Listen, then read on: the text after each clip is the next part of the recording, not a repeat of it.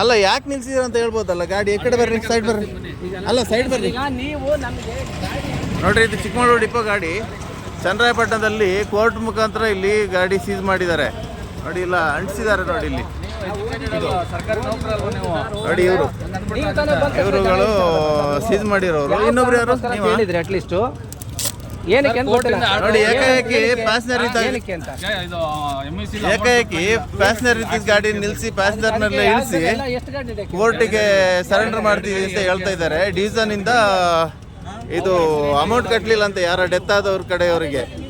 ಹಾಗಾಗಿ ಪ್ಯಾಸೆಂಜರಿಗೆ ತೊಂದರೆ ಕೊಡೋದಲ್ಲದೆ ನಮಗೆ 24 ಗಂಟೆ ಡ್ಯೂಟಿ ಮಾಡೋರು ನಮಗೂ ತೊಂದರೆ ಮಾಡ್ತಾ ಇದ್ದಾರೆ. ಹಾಗಾಗಿ ಇದ್ರ ಬಗ್ಗೆ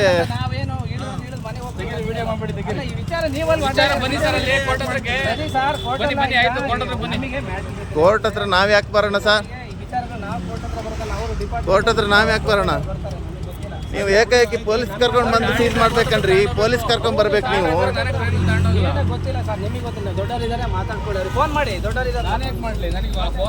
ಅಲ್ಲ ಸರ್, ಜಪ್ತಿಗೆ ಸರ್ ಕರೆಕ್ಟ್ ಪೊಲೀಸ್ ಮುಖಾಂತರ ಬರ್ಬೇಕು ತಾನೆ. ಪೊಲೀಸ್ ಬರ್ಬೇಕನ್ರಿ ಜಪ್ತಿ ಮಾಡಕ್ಕೆ. ನೀವು ಕೋರ್ಟ್ ಇದೆ, ಆರ್ಡರ್ ಇದೆ ಅಂತ ಬಂದು ಕೋರ್ಟ್ ಪೊಲೀಸ್ ಕರ್ಕೊಂಡ್ ಬನ್ನಿ. ಒಟ್ಟಾಸಿ ಎಲ್ಲರಿಗೂ ತೊಂದರೆ ತಾನೆ, ಯಾರ್ದು ಮಾಡಿ ತಪ್ಪಿಗೆ.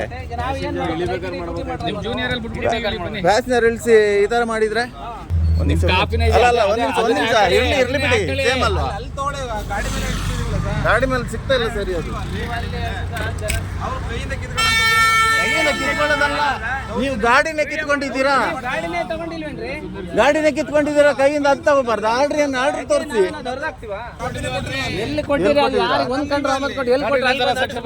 ನಮ್ಮ ಅಥಾರಿಟಿಲಿ ಇರುತ್ತಲ್ವಾ ಗಾಡಿ ಇದು. ಸುಮ್ಮನೆ ಇದೇನು ಗೊತ್ತಾ, ನಾವು ಹೊಡೆದವ್ರು ಏನು